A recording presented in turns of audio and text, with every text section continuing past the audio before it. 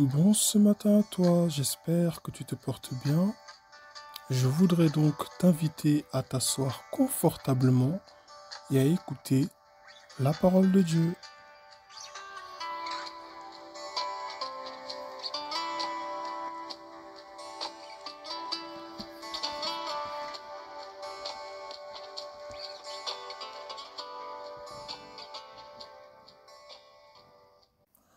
Alors je lis dans 2 Chroniques chapitre 16 au verset 9 où il est écrit: En effet, l'Éternel parcourt toute la terre du regard pour soutenir ceux dont le cœur lui est attaché sans réserve. Tu t'es comporté de façon stupide dans cette affaire, car désormais tu auras des guerres. Amen. Dans ce texte, il est question de Asa qui a fait une alliance avec le roi de Syrie. Amen. Ici, le peuple de Dieu a fait une alliance que le Seigneur ne voulait pas. Amen.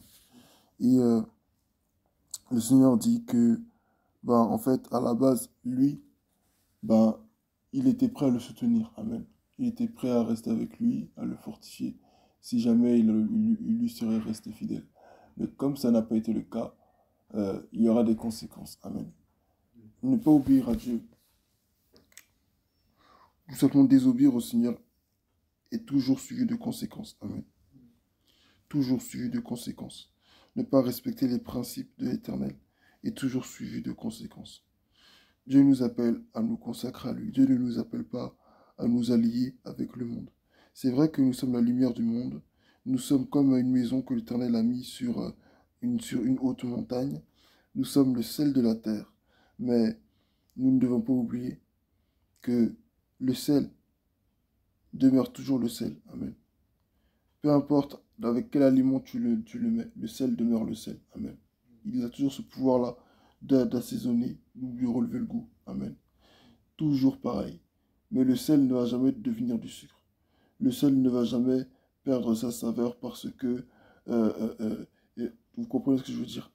Ou bien même la lumière ne va jamais être mise sous un seau pour éclairer toute une maison.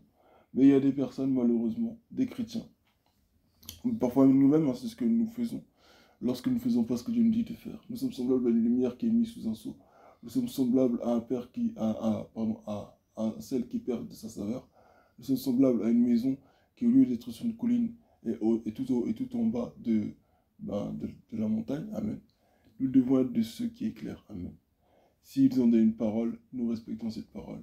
Si nous avons dit que ça ne nous faisons pas, c'est pas dans le principe, ne changeons pas pour dire finalement je vais le faire juste parce que on veut conserver une relation ou autre. Nous devons honorer Dieu avant tout. Amen. Honorer l'Éternel. Honorer l'Éternel, c'est respecter sa parole. Honorer l'Éternel, c'est faire ce qu'il nous dit. Honorer l'Éternel, c'est ne pas aller là où Dieu nous dit de ne pas aller. Honorer l'Éternel, c'est chercher à le ressembler de toutes les manières. On peut jeûner, on peut prier. Mais si dans la vie courante, nous prenons des mauvaises décisions, nous aurons du mal à nous rapprocher de Dieu. Amen. Parce qu'il faut que, après que nous ayons prié, après avoir jeûné, après avoir crié Alléluia, que nous prenions des décisions, mais des décisions qui vont vraiment dans le sens de ce que Dieu attend de nous. Parfois, nous fourvoyons, comme nous aimons le dire.